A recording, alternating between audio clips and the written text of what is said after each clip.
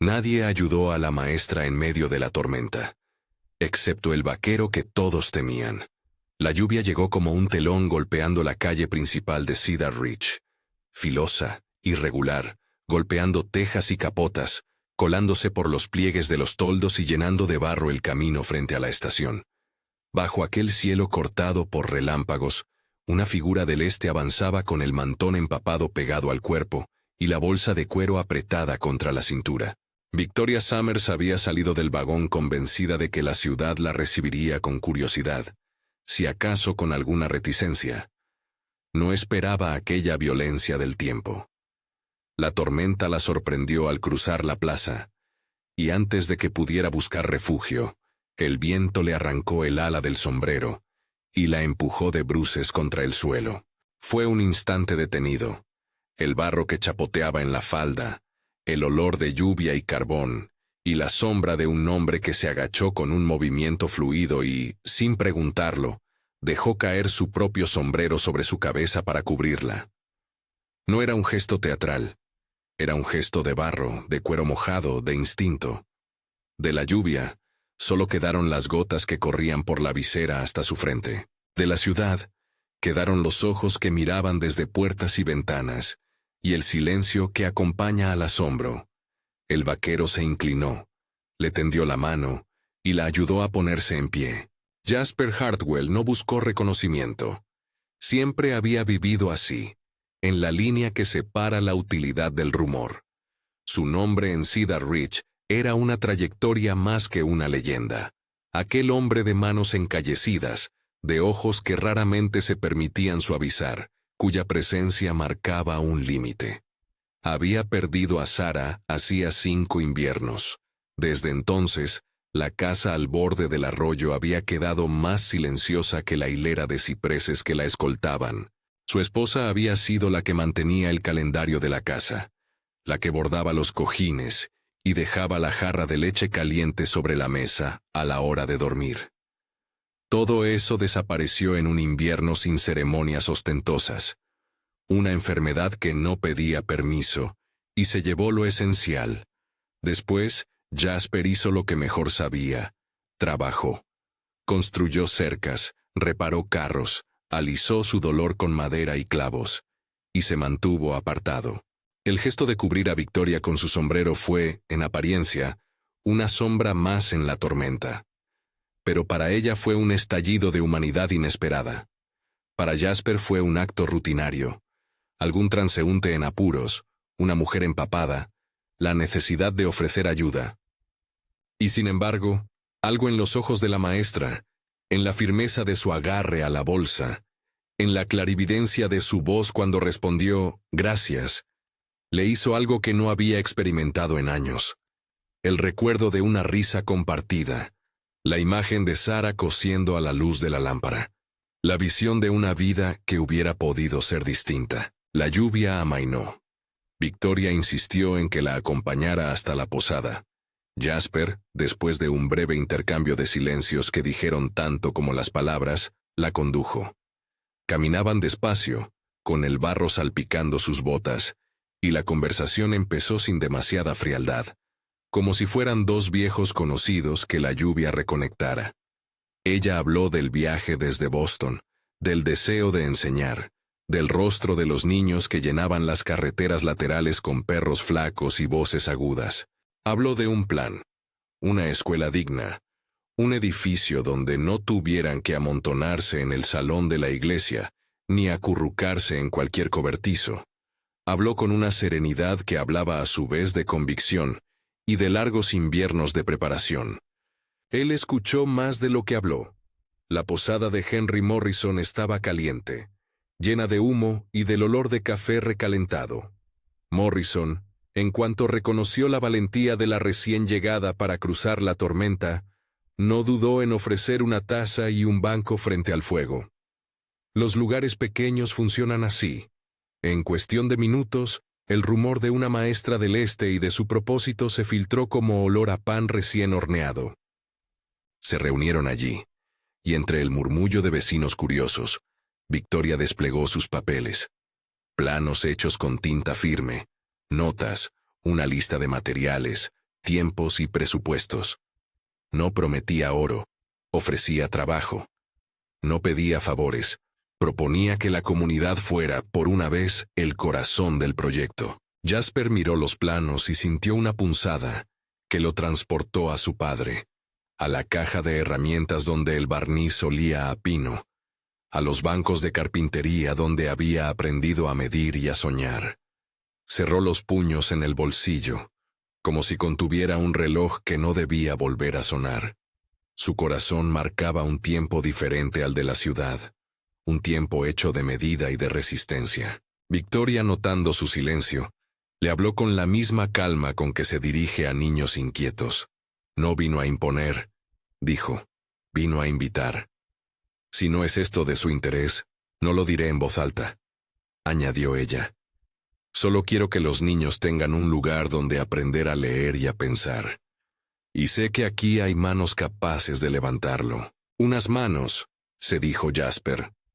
Sus manos, dijo el sudor de su palma, podrían responder, pero había otras cosas que impedían su entrega. La memoria de Sara, los rostros de sus hijos imaginarios que nunca llegó a tener, la costumbre de no fiarse del gesto fácil de los demás. La comunidad había sido compasiva, pero también ruidosa. Los rumores se espolvoreaban como ceniza. No necesito el ojo de la ciudad, murmuró al final, más para sí que para ella. Victoria no se sorprendió por la reticencia. Había conocido a hombres y mujeres así en su vida. No insistió con lágrimas ni con promesas. Insistió con datos, con la precisión de quien ha preparado su proyecto. Y sobre todo, insistió con una pequeña confianza que pidió sin exigir. Que la dejasen intentarlo, que la dejaran enseñar, que permitieran a los niños de Cedar Ridge mirar más allá de la única primavera que conocían. En aquel momento, la conversación acaparó la atención de los presentes. El plan no solo concitaba interés, despertaba una especie de hambre. Había madres que recordaban sus propias carencias, niños que se acercaban a la chimenea escuchando. Un comerciante, Henry Morrison, que calculaba en su cabeza qué mercancía nueva podría vender si la obra prosperaba. Mr. Franklin, el banquero, con su chaleco siempre bien ajustado, miró los cálculos, y con la torpeza de quien siempre teme dar un paso en falso, empezó a pensar en números y garantías. Todo se movía, en definitiva, hacia la posibilidad. Antes de seguir, si esta historia te está llegando, cuéntame desde qué ciudad o país la ves y suscríbete si te gustan relatos sobre comunidad, esperanza y personas que se reconstruyen con trabajo y cariño. Después de ese primer encuentro, la historia no se plasmó en una decisión instantánea. Los que vivían en Cedar Ridge no eran de gestos apresurados. A cada paso había una tradición, una herida, una conversación que debía pasar por boca de muchos antes de convertirse en acción. Se organizaron reuniones en la tienda de Morrison, en la iglesia, en la casa de Mrs. Henderson, que guardaba un cuaderno de apuntes para todo. Victoria esparció su entusiasmo como quien siembra semillas, con dedicación y sin exigir floración inmediata. Hizo listados, habló con madres en voz baja, visitó a los pequeños que vivían al final de la calle polvorienta para leerles versos que ninguno había escuchado antes. Y en esas visitas, el interés crecía. En las tardes largas, cuando las manos de las mujeres terminaban de lavar y los niños volvían a casa, se hacía visible el anhelo de un porvenir distinto. Jasper, que al principio se negó con palabras cortas, descubrió que su rechazo era más bien una armadura. Aceptó, poco a poco, prestar herramientas. Primero un martillo, luego una sierra, después, casi sin darse cuenta, la caja entera que había heredado de su padre. Aquella caja con las inscripciones de pulso y tiempo. Aquella caja olía a aceite y a madera vieja. Cada herramienta tenía la marca de una historia. Al abrirla, el reloj de plata de su padre, guardado junto a un paño, le recordó la insistencia en medir. Si mides mal, las paredes se inclinan, le decía su padre. Jasper comenzó a medir, a trazar, a recordar cómo se alineaban las vigas en el tiempo. Trabajar en la escuela era, a su manera, volver a obedecer una disciplina que mitigaba el dolor, y Victoria no rehuía la labor. Había llegado con las manos limpias de quien se imaginaba en un aula, pero no con las manos sucias de obra. No tardó en aprender a manejar clavos y a rellenar mezclas de cemento con la entrega de quien sabe que enseñar no se reduce a palabras. En tardes de sol, entre montones de tierra y tábanos revoltosos, la maestra improvisaba lecciones para los niños. Lecturas en voz alta, cálculos en la arena, canciones que aprendían como si fueran pan recién horneado. Los chicos se sentaban sobre tablones y escuchaban como si se tratara de una promesa. La comunidad comenzó a mirarla con ternura y cautela. Ella no pedía favores nobles, pedía trabajo honesto. Los días se convirtieron en una especie de montaje. Tablas apiladas, codos sucios, manos tensas. Había un ritmo colectivo, una coreografía de perseverancia que Jasper observaba con una mezcla de orgullo y resistencia. En la taberna, a veces, se comentaba con admiración cuántas manos habían acudido sin esperar pago. En el almacén, Mr. Franklin hacía cuentas, y aunque su voz era prudente, ofrecía un préstamo si había garantías. No era el esplendor del este, tampoco la caridad sin límite. Era la economía de un lugar que aprende a sostenerse a sí mismo. En el corazón de Jasper, ese trabajo de reconstrucción tenía un doble filo. La madera que levantaban también hablaba de la casa que no volvería a ser. Algunas noches, después de jornada intensa, volvía a su hogar con el cuerpo cansado y el rostro marcado por el polvo. Encendía la lámpara y sacaba de la caja un pequeño relicario, un cameo que Sara había llevado siempre sobre el pecho. Lo miraba, y por un segundo, la casa volvía a oler a su frente, a café y a plancha recién pasada. Sostener el cameo era sostener tanto amor como culpa, por no haber sido lo suficiente rápido en la enfermedad, por no haber dicho lo que debía. Ese relicario no era un objeto dramático, era un punto fijo en la marea de su memoria. Cuando volvía a la obra al día siguiente, colocaba su mano sobre la madera de la puerta del aula por construir y la alisaba como si pidiera permiso. Mientras tanto, Victoria tomaba decisiones. No delegaba su autoridad en otros por ser mujer. Por el contrario, ejercía su liderazgo con firmeza y dulzura. Había aprendido en Boston que las instituciones se mantienen por quienes las cuidan con constancia. Organizó turnos de trabajo, se aseguró de que los niños tuvieran meriendas, habló con las autoridades locales para registrar el proyecto y pidió al Consejo del Pueblo que aprobase el terreno donde se levantaría la escuela. Todo eso implicaba trámites, firmas y paciencia. No todo el mundo veía con buenos ojos que una mujer viniese de fuera a decidir. Pero cuando la escuchaban hablar de los niños que merecían un espacio, la desconfianza se ablandaba. La comunidad se fue transformando en manos que levantaban algo más que un edificio. Levantaban una esperanza. Mrs. Patterson, la mujer que lavaba en la ribera y siempre llevaba consigo una tela para enjuagar, había cosido cortinas para las ventanas con retazos de ropa vieja. Su gesto, pequeño, adquiría el valor de una donación monumental.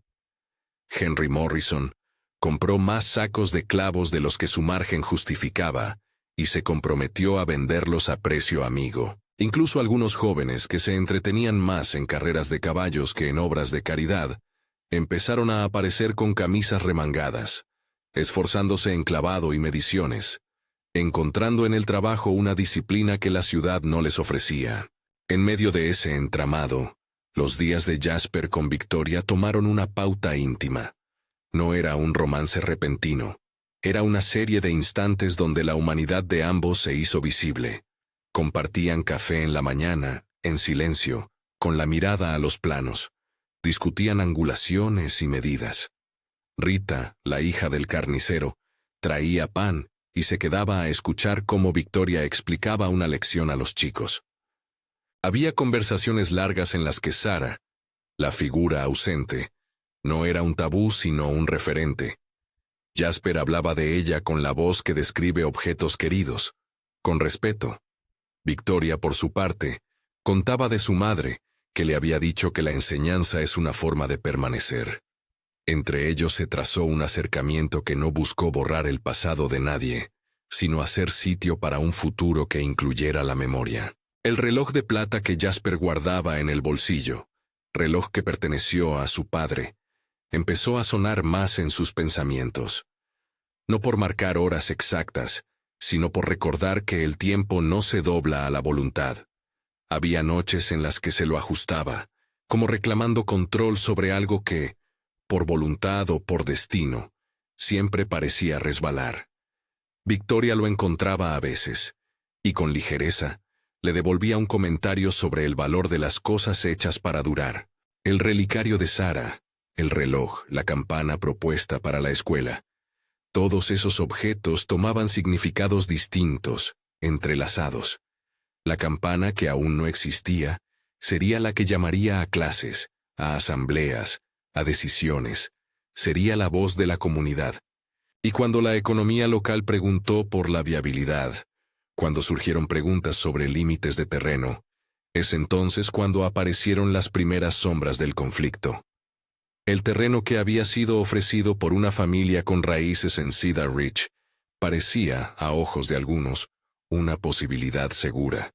Pero el mundo de la frontera tenía capas, herencias, papeles no del todo claros, promesas hechas hace tiempo a los poderosos del condado.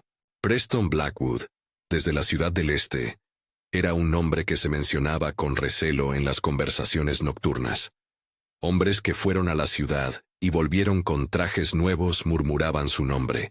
Inversor, promotor, hombre de palabra que compraba sin preguntar demasiado. Las historias que corrían sobre él decían que podía ofrecer dinero. Sí, pero siempre a su modo. A veces, con condiciones que resultaban en un intercambio desfavorable para los de siempre. Un día, cuando el sol calentaba la obra como una gran mano tibia, un carruaje elegante se detuvo frente al almacén de Morrison.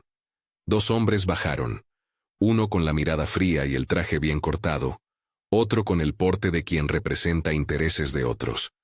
Thomas Ashford fue presentado por sus modales tan pulidos como su sombrero. Traía consigo un sobre con papeles y la voz que no permitía réplica fácil. Se supo enseguida que venían en nombre de Preston Blackwood, en representación de los capitales, dispuestos a invertir en proyectos que prometieran retorno.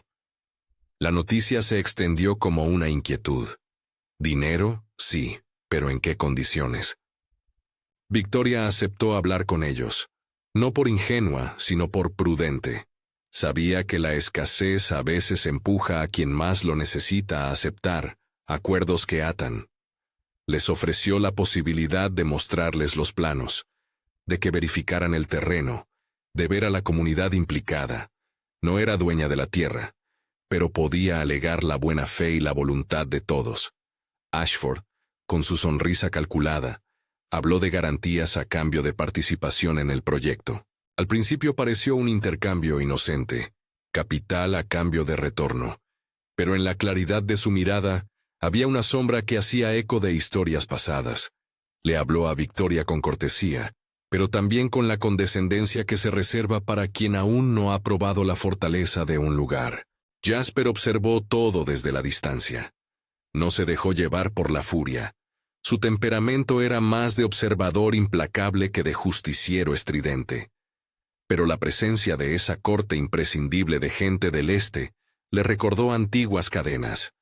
La posibilidad de que un hombre rico ponga las condiciones para todo, que un terreno pase de manos y que lo que los de Cedar Ridge levantaran con sudor y generosidad se convierta en algo que no les pertenece. Se acercó al grupo, sin prisa, con el polvo de su frente secándose aún en la cara. No era su costumbre intervenir en asuntos que tratara la política local, pero cuando se habló de la campana, de los timbres que llamarían a clases, su voz se volvió firme. «Si dan dinero», dijo sin alzar la voz, «que sea para nosotros, no para que otro pase la mano por el dinero después». Ashford miró el callo de su mano, un gesto que tenía más de curiosidad que de advertencia. «Es el modo de los negocios», respondió. Pero no soy enemigo de la comunidad. Con el empeño adecuado podemos hacer que la escuela no solo sirva, sino que prospere. La palabra prosperar resonó con ambigüedad. ¿Prosperidad para quién?, se preguntó Jasper. Para el comerciante que vería más negocios, quizá. Para la familia que vería propiedades revalorizadas, tal vez. Para otros, la prosperidad sería sinónimo de pérdida de control. Mientras esos hilos se tensaban, la comunidad preguntó, discutió y se fracturó en opiniones que no eran irreconciliables. Eran, más bien, señal de que el pueblo estaba vivo. Henry Morrison, con su baraja de posibilidades, trató de mediar. Mrs. Henderson, con su cuaderno de notas, pidió una reunión para aclarar los términos. Mr. Franklin, el banquero, ofreció la alternativa de un préstamo moderado, siempre que hubiera garantías. La voz de Victoria, otra vez, fue la que buscó equilibrio. No querían enemistades con nadie, dijo, pero tampoco debían hipotecar el alma de lo que pretendían construir. En esos días se avivó un rumor que llegó a las mesas y a las bancas. Preston Blackwood no solo ofrecía dinero, pedía exclusividades, terrenos, posibilidades de reclutar maestros a su modo. Sus emisarios eran amables pero insistentes. Un grupo de vecinos fue a la estación a la hora en que el carruaje se fue con rumbo al horizonte. Nadie vio volver a Ashford, pero se escuchó hablar de propuestas que no dejaban lugar a la independencia de la escuela. Las conversaciones pasaron de ser técnicas a ser territoriales. La escuela no era solo un edificio, era un símbolo de quien decide. Y en Cedar Ridge, la decisión debía nacer de quienes vivían allí. La tensión creció sin estruendo, como la hemorragia de una rama herida que tarda en secarse. La solución fácil era aceptar el dinero y las condiciones. La solución de corazón era rechazar esas manos con dobles propósitos. En la tienda de Morrison, frente a la caja, se discutió hasta la noche. Algunos temían al costo inmediato, otros a la servidumbre a futuro. Jasper, que hasta entonces había estado en el límite del compromiso, encontró su voz en un momento de claridad. No dejaré que nos cuenten cómo educar a nuestros hijos, dijo.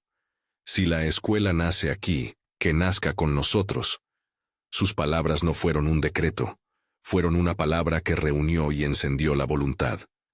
La noche cerró con la decisión de no aceptar condiciones abusivas, pero la derrota del chantaje todavía no estaba escrita. Cuando se toma una postura pública, se abre el juego a la reacción de quienes piensan en grande.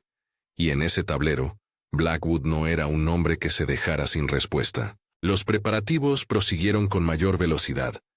Se trabajó de sol a sol, se dieron turnos nocturnos para proteger los materiales.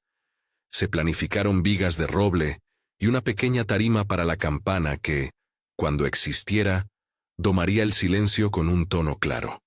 Jasper recuperó viejas técnicas de su padre, calzados, enclavijes, listas de acopio. Victoria organizó los horarios de clase para que los niños no perdieran las tardes en la obra, y así la vida de Cedar Ridge empezó a acomodarse a una doble rutina: aprender y construir. Y sin embargo, las sombras avanzaban.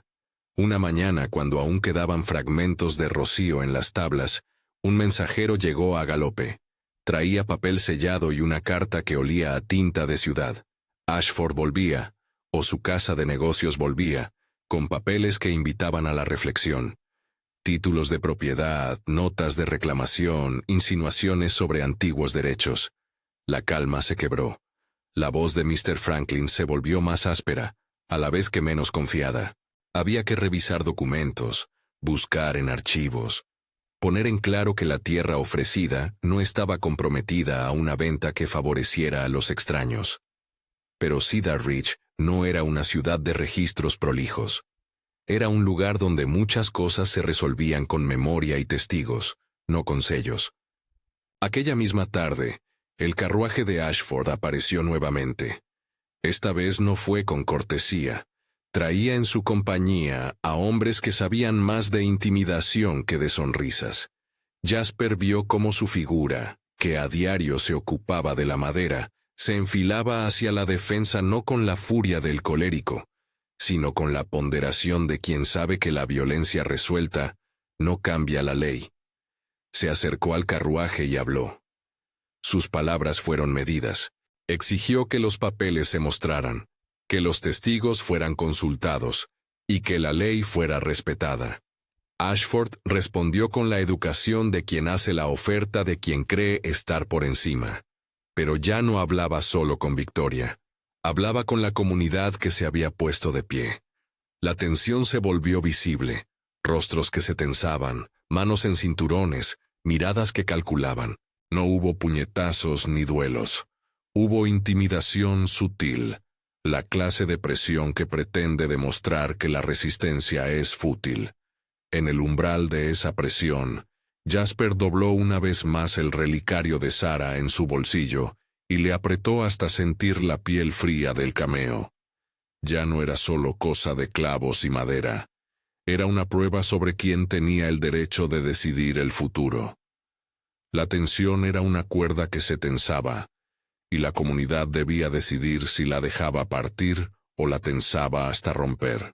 La obra continuó, pero la sombra de Ashford y su señor creció como una nube de tormenta lejana, que promete descarga. Los turnos nocturnos se volvieron más vigilantes.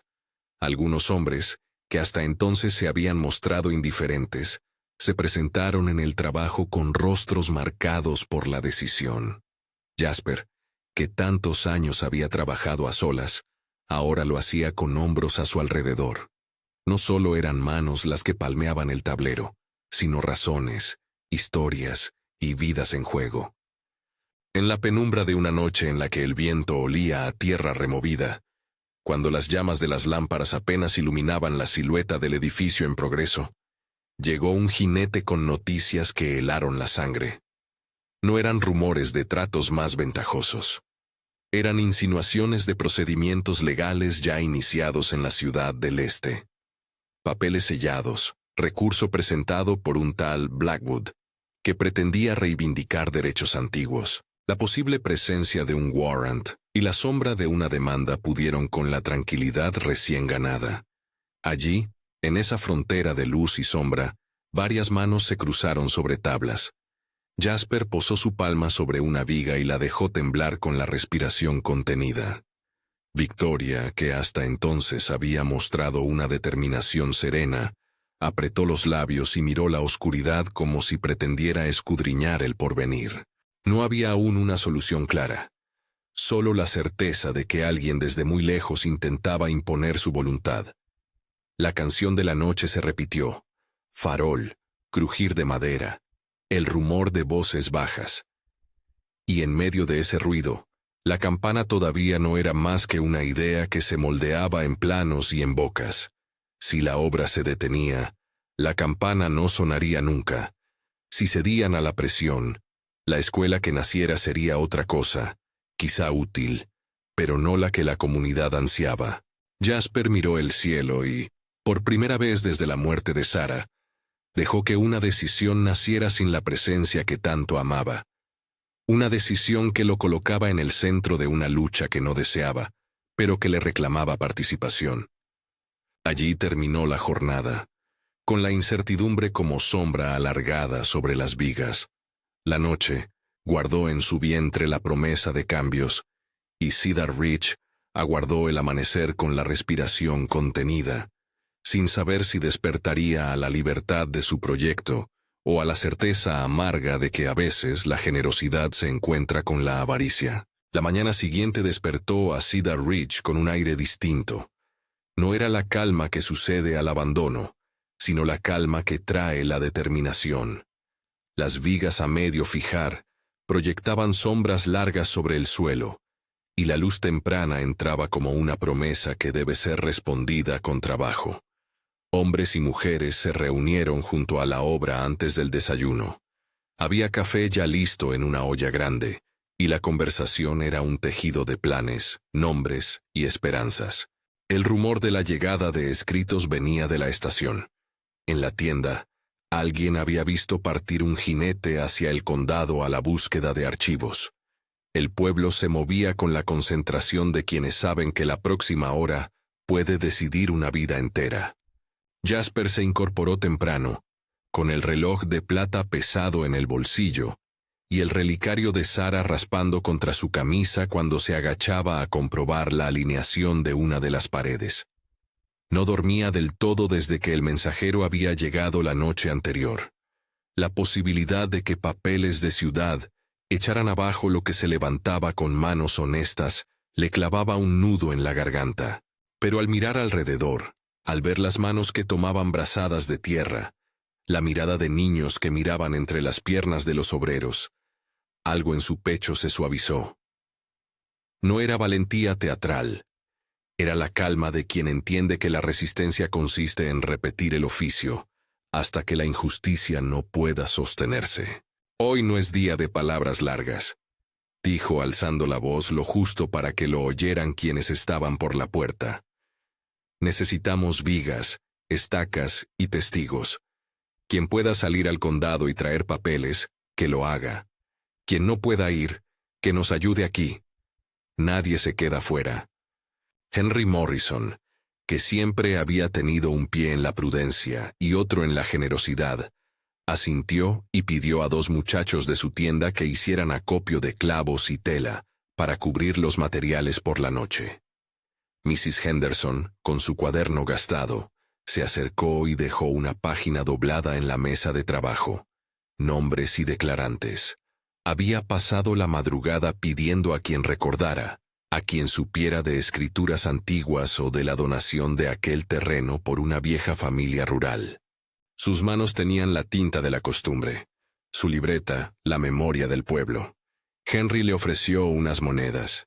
Ella las miró y dijo, «No las quiero por mí. Quiero que conste todo lo que podamos decir». Mientras tanto, Mr. Franklin, con su chaleco y su semblante siempre a mitad entre la precaución y la resolución, decidió actuar con rapidez. No bastaban las voces del pueblo. El arreglo debía llevarse ante las autoridades competentes. El banco no era ni juez ni árbitro, pero su acceso a papeles y su red con la ciudad del condado podían acelerar las cosas. Él tomaría el caballo y se encaminaría hacia la sede del condado. No sería un viaje corto. Sería unas horas de polvareda y archivos, pero ante la posibilidad de que Blackwood y sus hombres intentaran amedrentar o registrar una posesión falsa, Mr. Franklin sabía que la mejor arma era una lista de títulos en regla y testigos de buena fe. Antes de partir, el banquero llamó a Jasper a un lado. «Conozco a un notario y al secretario del condado», dijo. «No prometo certezas, pero puedo conseguir copias que verifiquen la cadena de títulos. Si hay un vicio, lo hallaremos». Jasper le dio la mano, firme, con el calor seco de quien trabaja al sol. «Ve con cuidado», musitó. «Y vuelve rápido». El caballo de Franklin partió al trote, levantando una estela de polvo que se extendió hasta perderse en el horizonte. Las siguientes horas fueron una mezcla de espera tensa y trabajo decidida. Los niños alternaban entre ayudar a cargar tablones y sentarse en la tierra para oír a Victoria leer un fragmento de una historia que hablaba de ríos y de puentes. La maestra escogía pasajes que sembraran curiosidad y valor. Ella no dejó que los temores de la comunidad la intimidaran. Cada vez que alzaba la voz para leer, los ojos se abrían en interlocución con aquello que podían imaginar. En los descansos, organizaba la lista de quien podía testificar ante la autoridad. La vieja propietaria que recordaba la donación original, un jornalero que había cuidado la linde del terreno durante décadas, la esposa del cura que guardaba actas de la congregación. Ashford no dejó de mover sus piezas. Al cabo de la mañana, llegó acompañado de otro hombre trajeado, esta vez con la lentitud estudiada de quien pretende hacer notar su poder. Sus maneras eran las de quien cree que la paciencia equivocada se rinde. Se plantó frente a la obra con la mirada que corta y pidió hablar con la junta. La gente lo escuchó, y su tono, que combinaba cortesía con menudez amenazante, pretendía desalentarlos. «No deseo enemistades», dijo Ashford. «Preston no busca pelear con usted. Ofrecemos cooperación, ofrecemos capital, piense en el provecho para su pueblo. Victoria le respondió con una serenidad afilada como un cincel. No discutimos la ayuda, contestó. Discernimos de quién viene y en qué condiciones. La escuela será de Cedar Ridge. Si eso cambia, mejor que nadie la quiera. Ashford sonrió con la imperturbabilidad de quien numeraba ganancias en la cabeza. Los papeles hablan, replicó. El señor Blackwood tiene derechos documentados. No me tiente a usar la palabra conflicto. Prefiero la negociación. La tensión se palpó en el aire. Hubo quien frunció el entrecejo y quien apretó el puño sin mostrarlo. Jasper se acercó con paso contenido, y sin estridencias, habló con la autoridad que nace de la costumbre y la honestidad. Si sus papeles están en regla, tráiganlos ahora. Que los vea el pueblo. Si no, no nos enseñen el oro mientras nos piden la servidumbre. Ashford contestó con una mesura de teatro. Los papeles estaban en la ciudad del condado, decía. Lo interesante, y la clara intención, era que el tiempo sería su aliado. Si retrasaban la obra con trámites, los materiales se pudrirían bajo la lluvia o el calor, y la comunidad se vería forzada a aceptar. Era una forma de presión no violenta, pero efectiva si funcionaba. Por eso contar con la copia de Mr. Franklin era crucial. La rapidez del banquero podría inclinar la balanza. El día avanzó con trabajo en la obra y nervios en el pueblo. Por la tarde llegaron, finalmente, 2 caballos. Uno con Mr. Franklin, agotado por el viaje, y otro con un mensajero que trajo noticias desde el condado. El banquero tenía en su poder algunas copias del registro de títulos. El mensajero, la primera señal de que las cosas podían moverse a favor de Cedar Ridge. Franklin dejó los papeles sobre una mesa improvisada y miró a la asamblea reunida. Había líneas de tinta, nombres y fechas. Luego, con la calma que exige desentrañar la verdad de la ley, señaló algo que hizo que más de uno contuviera la respiración. Hay un título que parece corresponder, dijo. Fecha anterior a la aparición de Blackwood. Pero hay otra serie de documentos, supuestamente posteriores, que muestran una transferencia. Lo importante es ver la firma y la autenticidad. Alguien exhaló. ¿Y eso qué significa?, preguntó Mrs. Patterson, que no se dejaba confundir por tecnicismos. Significa que no basta con decir que un documento existe, contestó el banquero. Hay que ver si es genuino. El secretario del condado me ha prometido que si hay indicios de falsedad, mandará un agente a investigar. No será inmediato, pero no estamos desarmados. Aquel no inmediato bastó para que Ashford, que hasta entonces se había mostrado sereno, perdiera por un momento la compostura estudiada. Volvió a mencionar las complicaciones legales y el coste de esperar. Habló de préstamos que podrían evaporarse, de permisos que se vencían, y finalmente dejó en el aire la insinuación de que quizá sería mejor dejar la empresa en manos de quienes sabían mover dinero. Sus palabras iban dirigidas a sembrar duda. Lo que se alzaba era noble, pero caro. Muchas familias se miraron. La fatiga se notaba en los hombros de quienes trabajaban de sol a sol. Fue entonces cuando la voz de un muchacho resonó desde la fila de niños, como si en medio de esa conversación de adultos, alguien hubiera colocado la pregunta más simple: ¿y si no nos dejan? La sencillez de la cuestión rompió algo. La gente recordó la razón por la que trabajaban. No era por orgullo de construcción.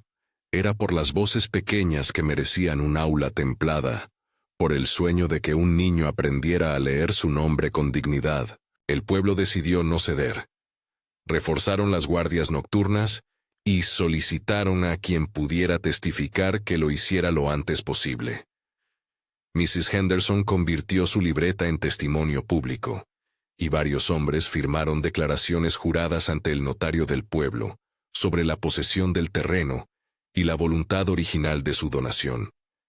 Se envió una lista de estos testigos a la autoridad del condado, con el ruego de verificar el estado real de las escrituras. No era un proceso inmediato, pero ponía en marcha el engranaje legal que Ashford pretendía evitar.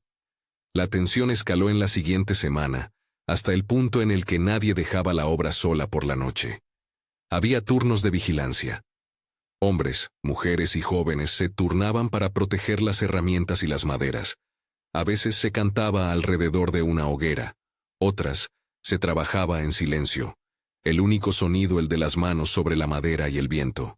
Ese periodo fue una prueba de temple para el pueblo. Intentaron no caer en la provocación, prefirieron la paciencia activa.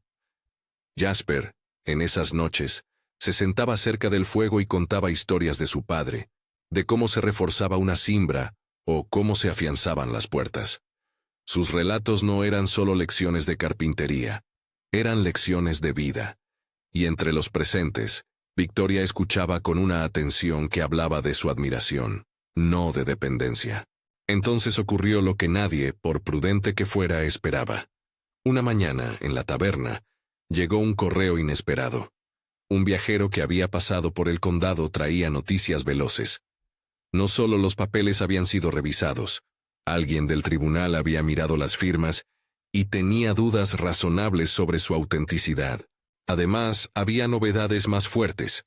Un inspector del condado, Samuel Morrison, el mismo apellido de quien ahora servía como mensajero, había tomado interés en la red de reclamaciones que surgían a nombre de Blackwood en varias propiedades de la región. Su llegada no solo traía una pregunta, traía la posibilidad de que el patrón de acciones de Blackwood fuera investigado. El aire se llenó de expectativas. Si el inspector llegaba con autoridad para comprobar irregularidades, se abría la ventana para la justicia. Mr. Franklin, que había viajado rápido y con discreción, logró comunicarse con el marshal del distrito, Wade Thompson. El marshal no era un hombre que se dejara llevar por la fama de un poderoso. Su oficio era la ley, y la ley, en la frontera, dependía de evidencias y de testigos. Había además una historia personal que hacía que tanto Jasper como Thompson se respetaran. El marshal había visto hombres que pretendían imponer sus intereses, y en su carrera había aprendido que la palabra hecha documento no siempre era fiel a la verdad. La llegada del inspector y del marshal alteró el tablero. Ashford y quienes hablaban en su nombre intentaron enardecer una parte del pueblo con el argumento de que los forasteros no debían decidir sobre los intereses locales. Su estrategia era dividir, pero, para sorpresa de algunos, la división no cuajó. La gente que había trabajado hombro con hombro no se dejó enfrentar entre sí por el rumor de una ganancia. Las pruebas, presentadas con cuidado por Mrs. Henderson, Mr. Franklin y algunos vecinos que habían sabido de oídas las transferencias, empezaron a construir un relato sólido. Existían documentos que parecían contrarios al registro real, firmas dudosas y testigos que podían afirmar fehacientemente cuál era la situación de la tierra. El marshal no actuó de inmediato. Su oficio le exigía más, recabar y verificar. Hubo un momento, cercano al cenit de la tensión, en que Ashford intentó forzar la situación. Recurrió a un acto de presión que buscaba exponer una fisura. Trajo a un agente que afirmó poseer un supuesto acuerdo de cesión del terreno. Lo desplegó con teatralidad en medio de la plaza con la intención de intimidar. Pero el documento tenía problemas. La tinta mostraba repintes. La grafía no coincidía con la del que supuestamente había firmado. Y algunos testigos recordaban la firma en otros documentos de manera distinta. El marshal pidió que se preservara la calma y que se presentaran los documentos ante el tribunal en la siguiente jornada. Ashford se negó a esperar y, en un intento por demostrar su seguridad, amenazó con retirar su oferta de inversión. Su tono, esta vez, dejó de ser diplomático. Se convirtió en advertencia. Los días previos al clímax estuvieron marcados por un trabajo febril. La comunidad aceleró la obra. Clavaron y reforzaron. Terminaron el esqueleto principal y levantaron la tarima para la campana. Trabajaron también en reunir evidencias, cartas, testigos, recibos antiguos, un acta de la congregación que mencionaba la donación del terreno. Mrs. Henderson, que había escuchado tantas historias, aseguró la firma de una anciana que recordaba cuando el terreno fue cedido a la comunidad para uso público. Esa mujer, con gusto por las fechas y la memoria exacta, fue clave. Su testimonio era la prueba más cercana a un acto de fe, registrado por memoria colectiva. La mañana que llegó el Marshal con el inspector fue un día claro, con un viento que despejaba las dudas y dejaba las intenciones al descubierto. Marshal Wade Thompson bajó del caballo con pasos seguros. Su abrigo tenía las señales de la profesión. Polvo, múltiples viajes, decisiones difíciles. A su lado caminaba el inspector Samuel Morrison, con papeles en la mano y la mirada atenta a cada detalle. No venían para sermonear. Venían para actuar si lo que había en sus manos confirmaba irregularidades. Reunieron a la gente junto a la obra, y con la formalidad que exige la ley, comenzaron a presentar las evidencias. Mr. Franklin abrió el sobre con documentos y explicó el proceso seguido. Copias del registro, una nota del secretario del condado sobre firmas dudosas y la lista de testigos. Mrs. Henderson puso su cuaderno sobre la mesa como si fuera un talismán. Allí estaban las anotaciones, fechas y nombres que corroboraban la posesión del terreno. La anciana testigo, con voz que no traicionaba emociones, contó la historia como quien dicta una línea familiar. La familia Whittaker nos dio ese terreno para que los niños aprendieran, dijo, y el juramento de sus palabras resonó con la fuerza de quien ha visto pasar estaciones y sabe que la verdad es materia de memoria. Ashford, que había llegado con la seguridad de poder cambiar el ritmo, mostró su propio documento. El Marshal lo miró con calma, y con la prudencia de su oficio, ordenó que los documentos fueran examinados por peritos. Cuando los peritos, dos escribanos del condado que habían venido acompañando al inspector, compararon las firmas, las fechas y los sellos, las discrepancias saltaron a la vista. Había indicios claros de manipulación, con firmas superpuestas y sellos de oficina, que no coincidían con los tiempos. No era una cuestión de interpretación, era una cuestión técnica. El Marshal, una vez comprobado aquello, dictó que se emitiera un warrant de detención por fraude y por intento de extorsión, en relación con la estrategia desplegada para apropiarse de terrenos con documentos falsos. La noticia cayó como un horno sobre Ashford. Intentó negar con el tono de quien sabe manejar mentiras, pero la evidencia lo cercó. Blackwood, que no gustaba de manchar sus manos, había enviado cartas y órdenes desde el este. El Marshal anunció que había suficientes indicios para proceder, y pidió que se localizara al responsable de la red. No fue necesario esperar mucho. Preston Blackwood, que hasta entonces se había mantenido en su ciudad como marionetista, resultó ser más tangible de lo que su fama sugería. Hubo caballos que trajeron noticias, y uno de esos caballos trajo al propio Ashford, con instrucciones pidiendo que su patrón no fuera perturbado. Eso no dio resultado. Con el warrant en la mano y la ley de su lado, el Marshal ordenó el arresto de Ashford y la incautación de los documentos sospechosos. En la confusión que siguió, un correo demorado llegó con la instrucción del juez del condado de investigar la liga de reclamaciones fraudulentas vinculadas a Blackwood. Los nombres se entrelazaron hasta formar una trama. No hubo pelea, tampoco espectáculo. El arresto fue una secuencia sobria. El Marshal le puso las esposas a Ashford con una expresión que no quería hacer espectáculo, simplemente ejecutar la ley. La gente observó en silencio. No era alegría festiva sino alivio contenido. La figura de Ashford, con su corbata mal acomodada y la frente humedecida, fue conducida hacia el cayado del Marshal. Desde la tienda, algunos murmuraron que aquel hombre era solo la punta visible de una red mucho mayor.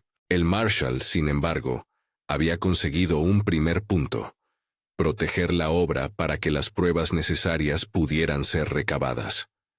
La detención de Ashford funcionó como una primera victoria que abrió la posibilidad real de defensa. El proceso continuó con interrogatorios y una requisitoria de documentos, que fueron llevados al juzgado del condado.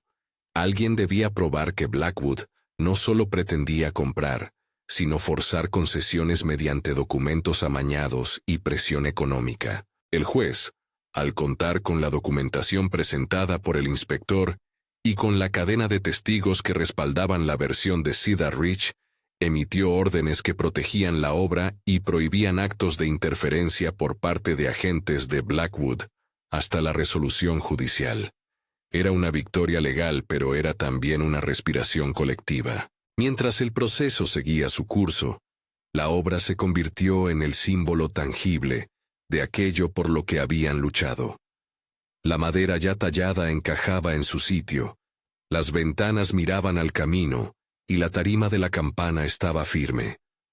La comunidad, que había padecido noches de cansancio y algún miedo velado, vio cómo su decisión de unir fuerzas rendía fruto. Los niños continuaron aprendiendo en cualquier hueco disponible, en cobertizos, bajo los aleros, en la iglesia cuando el clima obligaba. Victoria no dejó que la situación la hiciera replegarse. Por el contrario, multiplicó sus lecciones, sumas con guijarros, letras que se trazaban en la tierra con un dedo, canciones que hablaban de nombres y de lugares. Ella era la certeza pedagógica. Con ella, la escuela ya tenía alma, aunque la estructura aún reclamara remates. Jasper, cuya vida había sido ordenada por la llamada del trabajo, descubrió que su ocupación ahora tenía un sentido renovado. Sus manos, que antes guardaban el silencio de la pérdida, hablaban en tablas y clavijas con la misma sinceridad con la que antes habían alisado la frente de Sara. A menudo, después de la jornada de trabajo, se quedaba un rato en la puerta de la obra y miraba cómo los niños juntaban piedras para jugar y cómo Victoria los llamaba con paciencia. Sentía algo parecido al alivio. No era que el dolor hubiera pasado, era que había encontrado un lugar donde cabía junto a la memoria. En su bolsillo el reloj de plata latía como un recordatorio de que el tiempo no se puede detener. Lo que se puede hacer es elegir en qué invertirlo. La comunidad organizó un día de limpieza y de terminación de obra, que fue también una fiesta de confianza. Se pintó el pequeño pórtico, se pulieron los bancos, se colocó el dintel con la inscripción que Victoria había pedido: Escuela de Cedar Ridge. La campana, que había sido encargada con el aporte mancomunado de donativos, llegó envuelta en arpillera. Su sonido, cuando se dejó sonar por primera vez en el aire claro de la tarde, produjo un sobresalto de emoción que hizo correr lágrimas por alguna mejilla.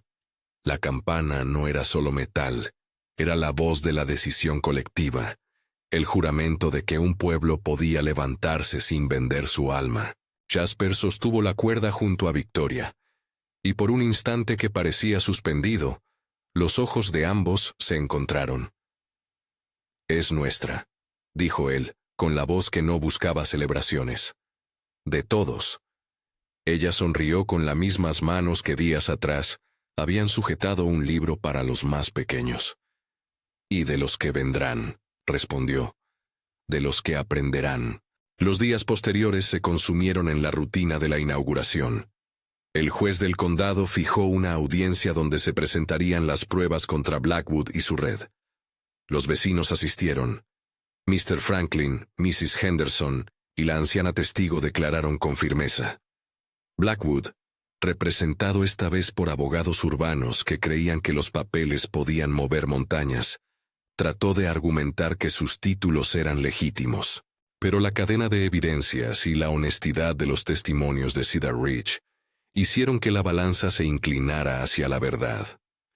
Se hallaron suficientes indicios de falsedad y de maniobras para que el juez dictara la nulidad de las reclamaciones, ordenara el archivo de las transferencias dudosas y emitiera una orden que protegía la posesión comunitaria. No fue un triunfo rotundo para la ley. Esas cosas tardan, y a veces necesitan más que una sentencia. Pero fue el acto público que reafirmó la decisión del pueblo. La justicia, en un tiempo apropiado, había apoyado la voz de quienes trabajaban. La lección más profunda no fue la victoria legal, sino lo que ocurrió después, el modo en que la comunidad se reafirmó como guardiana de su propia historia. El edificio se acabó con la tranquilidad de quien sabe que el trabajo honesto no depende de un cheque, sino del empuje conjunto. Dentro, las mesas fueron colocadas con cuidado. Los armarios se llenaron de libros donados por gente de la comarca. Una pizarra negra colgó en la pared frontal, con letras escritas por Victoria el primer día. Bienvenidos. El relicario de Sara, que Jasper no había olvidado ni por un instante, viajó en su bolsillo a la inauguración. No como lastre, sino como un gesto de continuidad. La memoria podía convivir con los comienzos. Los primeros días de clase estuvieron llenos de pequeños rituales. La campana tocaba para llamar a los niños. Victoria tomaba lista con la misma seriedad con que anotaba el avance de la obra. Jasper pasaba a veces sin entrar. Se quedaba en el umbral y miraba, como quien contempla un cumpleaños que ha costeado con lágrimas. Hubo momentos de risa, cuando un niño llamado Eli pronunció mal una palabra, y todos se rieron con ternura. Otro momento de delicadeza, cuando la anciana que había testificado al fin se animó a leer un párrafo en voz alta, y se le quebró la voz, pero siguió. La escuela se fue llenando de historias pequeñas que, juntas, formaban una narrativa mayor. En medio de esas jornadas, la relación entre Jasper y Victoria se fue tejiendo sin prisa. No fue un acto dramático, fueron gestos conscientes. Compartían el café al amanecer, discutían sobre la disposición de las mesas, debatían sobre cómo enseñar las fracciones con semillas de girasol. Jasper no dejó de recordar a Sara, la mantuvo presente como se cuida una tradición buena. Victoria aceptó esa presencia sin pretender sustituirla. En la intimidad de sus charlas, a veces en los remansos que dejaba la tarea, hablaban de lo que habían perdido y de lo que esperaban. Ella le dijo, en cierto atardecer mirando cómo la luz caía sobre la campana, que la mayor recompensa era ver que la gente decidía por sí misma. Él le respondió que la mayor enseñanza era comprender que el amor se muestra de muchas formas, en la constancia, en el trabajo, en la capacidad de proteger aquello que importa. Una tarde, con la luz de otoño poniéndose ya dorada, Jasper tomó una decisión que había madurado en silencio.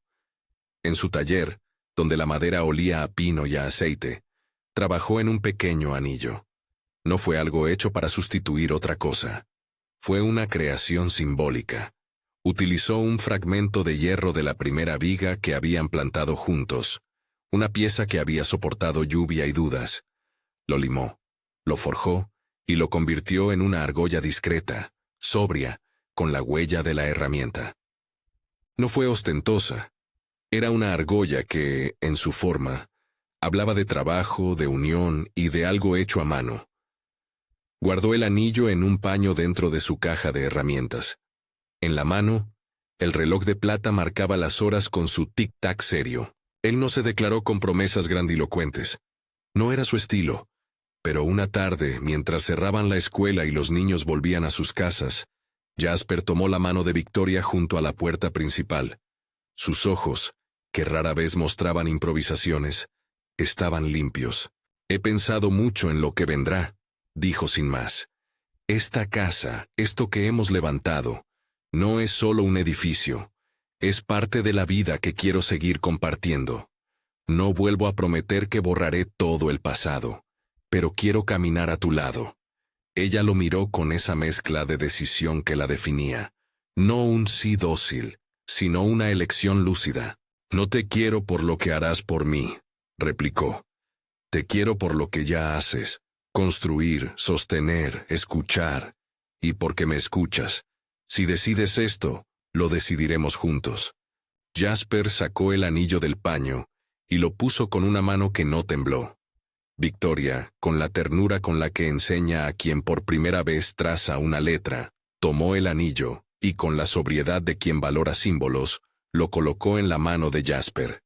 No hubo gran despliegue, ni votos recitados en voz alta. Hubo una decisión concreta entre dos personas adultas que habían aprendido el valor del compromiso. Más tarde, compartieron el momento con la comunidad en una pequeña ceremonia en el aula. Amigos, vecinos y niños estaban presentes. La campana sonó con más solemnidad que en la inauguración. La comunidad celebró, no por la forma social, sino por la concreción de aquello que había nacido entre ellos. El relicario de Sarah, en ese día de boda sencillo, se anudó al ramo que Victoria llevó consigo. No fue un gesto de subyugación a un pasado, fue una invitación a la continuidad. Jasper colocó su reloj de plata en la mesa junto a la campana, como quien deja la medida del tiempo en el lugar donde las generaciones medirán su vida. El Marshal, que había seguido el proceso legal con respeto, sonrió de soslayo. Mr. Franklin brindó por la prudencia y la comunidad. Mrs. Henderson limpió alguna lágrima con la manga. Las voces se unieron en una comida compartida, sencilla como correspondía al pueblo que había trabajado para aquello. Con la boda, la escuela encontró no solo a su maestra y un padre de familia cercano, sino un hogar extendido. Los niños, que habían visto a sus constructores como figuras casi míticas, ahora los veían intercambiar una mirada que hablaba de confianza. La campana, que había llamado a la primera clase, sonó varias veces durante la celebración, para marcar el inicio, para llamar a comer y al final del día, para convocar a quienes se quedaban para ayudar en los últimos remates. La vida del lugar continuó con su ritmo inequívoco. Lecturas, lecciones, tareas y reparaciones. El recurso judicial con Blackwood siguió su curso en la ciudad del condado. Algunas sentencias tardarían, otras serían apeladas. Pero Cedar Ridge aprendió algo que ninguna sentencia puede otorgar, que la unión ciudadana y la constancia son herramientas que la ley, si existe, suele reconocer.